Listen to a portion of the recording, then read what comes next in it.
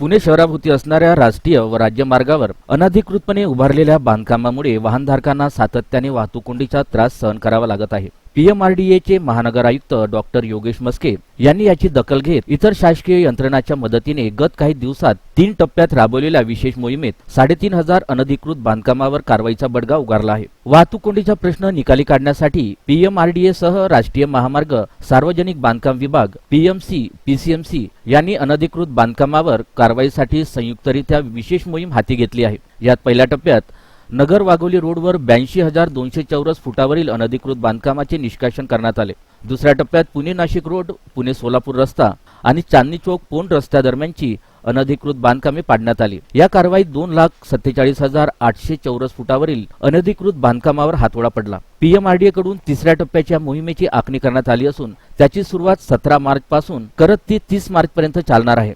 यात 17 आणि 18 मार्च रोजी हडपसर ते दिवेघाट आणि पुणे सातारा रोडवर 210 अनधिकृत बांधकामे काढण्यात आल्याने 34,500 चौरस फुटापर्यंतचा रस्ता मोकळा झाला आहे।